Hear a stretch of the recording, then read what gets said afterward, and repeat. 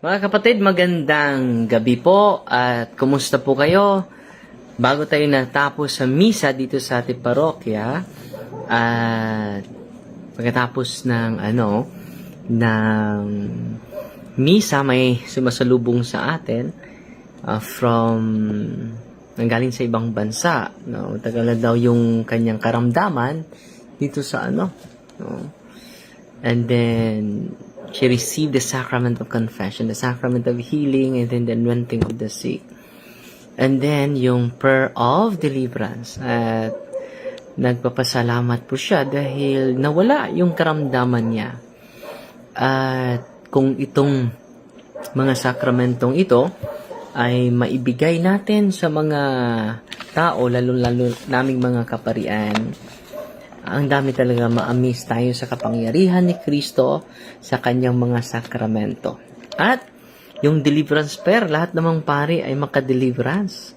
At kung magagamit lang ito ng lahat ng mga kaparian, ang daming mga tao na hindi lang pagagalingin ng Diyos, magbalik loob pa sa ating Panginoon. No? Yan po ang pakay ni Kristo, yan po ang primary intention ni Kristo. Bakit ini-institute niya yung sacrament? Para mga tao ay mabigyan ng lakas, tibay ng loob. At ngayong araw na ito, mga kapatid, ay alam nyo, may dalawa na kapatid natin na bumalik sa simbahan. Dalawa na kamamababae na bumalik sa ating inang simbahan. Umiiyak pa sila. At sinabihan ko sila, alam nyo, sabi nila na lumipat kami sa matagal na panahon sa ibang sekta, Father, dahil hinanap namin si Kristo. At ang payo ko sa kanila, ang hinanap nyo ay iniwan ninyo. Ang hinahanap ninyo ay iniwanan ninyo. Dahil sa kakulangan ng kaalaman. Ang sabi sa Diyos, tinanong ng Diyos si Hari Solomon, ang tanong niya, anong bang gustong hiling mo na ibigay ko sa iyo? Ang sagot naman ni Hari Solomon, hindi kayamanan ang gusto ko, Panginoon, hindi din posisyon o kapangyarihan. Ang gusto ko ay kaalaman, wisdom. Ang gusto ko ay karunungan.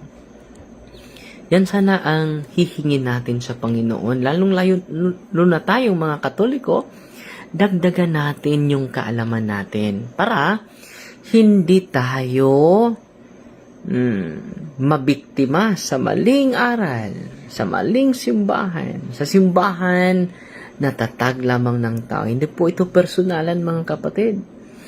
No?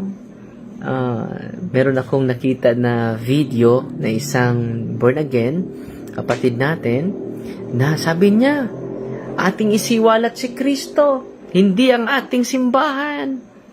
Dapat isiwalat natin si Kristo, hindi ang ating simbahan. Hindi tayo magdadala ng simbahan, kundi dadalhin natin ang pangalan ni Kristo. Si Kristo lang.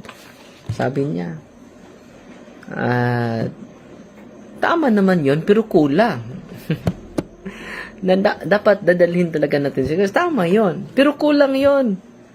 Dahil si Kristo ay hindi ma-separate, mahiwalay sa simbahan na tatag niya.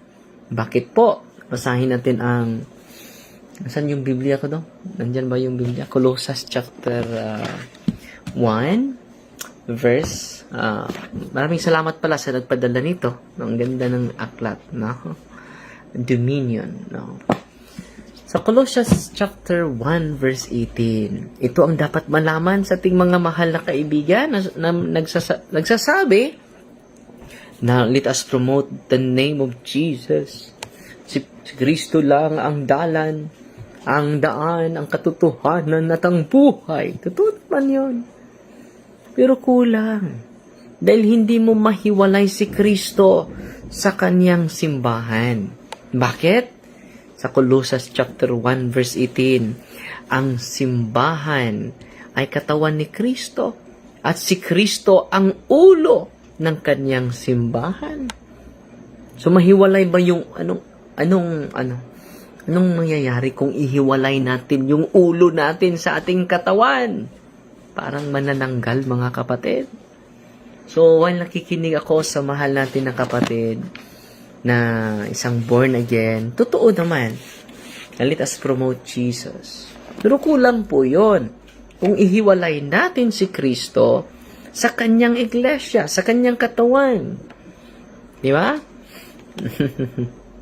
So, kulang po yun. Yan po ang reaksyon natin. Simple lang yung reaksyon natin para hindi kayo malito. At ngayon ding araw na ito, may nangungumpisal sa atin na nanginginig lang siya. Biglang siyang nag-react while nangungumpisal. At sabi niya sa akin, Father, bakit bigla akong namimigat yung katawan ko? Ang bigat ng katawan ko. Nung deliverance natin, ngayon lang, sumisigaw. Kaya pala, 12 years old pa siya, pamalik-balik na sila sa hospital, walang finding sa doktor. Meron palang espiritu na nabibighani sa kanya. At laging sumusunod sa kanya. No? Nung dineliverance natin siya kanina, sumisigaw. Ang lakas ng sigaw. Tinanong ko yung demonyo, kindly tell me your name. In the name of Jesus, I command you to tell me your name. Sumisigaw lang. Ang response ng demonyo sa akin, yeah! Sumisigaw ng malakas. Dahil matatukutin yung mga demonyo. No? Dahil may prayer ng simbahan tayo. Natatakot sila nito. Oh. So, yan mga kapatid. Dito na yung Biblia Bisaya. No? Pero, yun ang thoughts sa Corinthians chapter 1 verse 18. No? Hindi natin maihiwalay si Kristo sa kanyang iglesia, mga kapatid. At ito, yung babaeng yon nag-react kanina, ay open yung psychic ability niya. Open na open. Makikita siya ng mga espiritu at hindi nakatago yung mga demonyo sa per ng simbahan. No? Sana, ma-encourage natin. Ako po ay lubhang nasisiyahan dahil ang dami ng mga pari sa pamamagitan ng social media natin, they are empowered na. Ngayong Oktubre pala, nasa Masbate po ako. Second week sa Oktubre, sa Masbate po ako. Inanyahan ako sa mga kaparian dyan na magbigay sa kanila ng talk.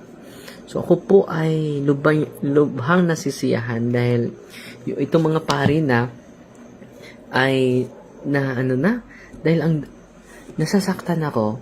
Kung ang mga Katoliko ay pupunta sa mga albularyo, nasasaktan ako. Bakit?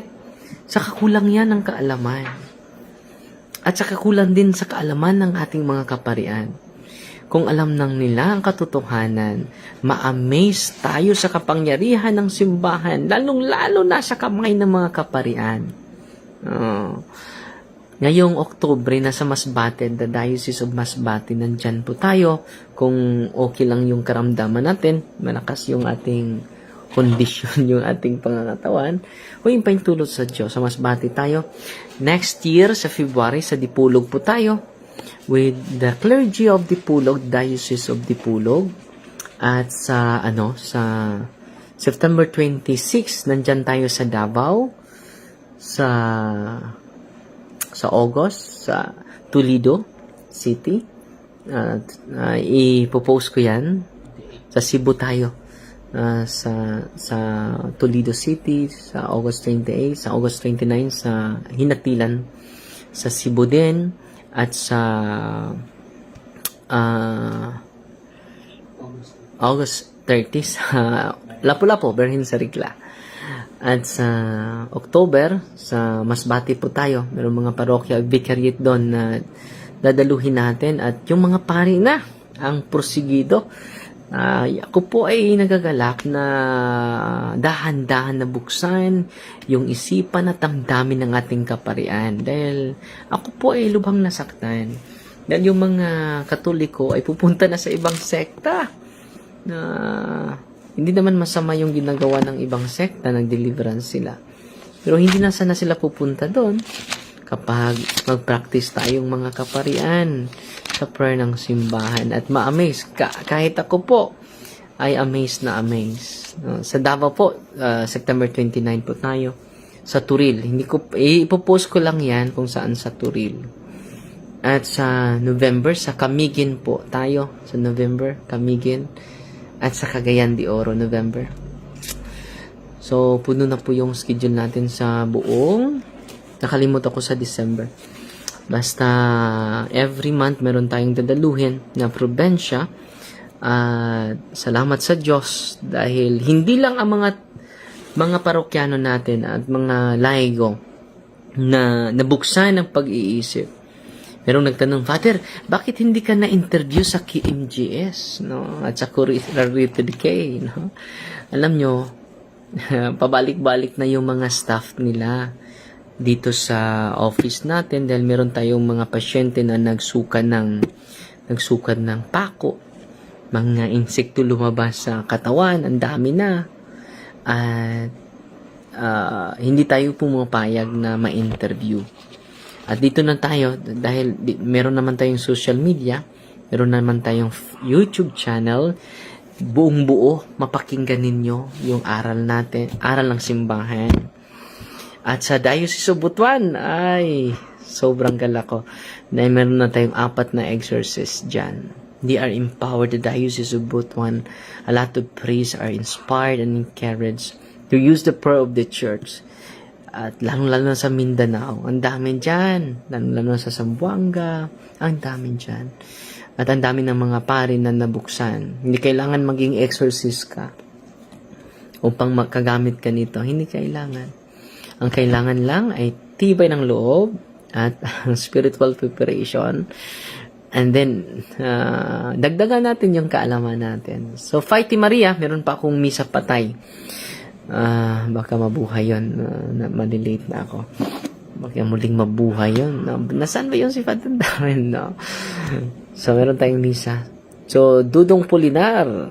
Good evening, Father. Watching from Davao City. Maraming mga Polinar dyan. Yung mga relative ko pa yung mga Polinar. Yung mga Babatuan. Yung mga Anyuber. Yung mga Gitgano. Yan po yung mga relative ko. I hope maani ka diri sa among lugar, Father. Jason Domorirant. Si Maria Elena Vargaso. Good evening, Father. Sarah Jane. So, hindi ko na mabasa yung lahat ng mga ano ninyo. So, Fighty Maria, tatak sa FD with a humble heart po. God bless.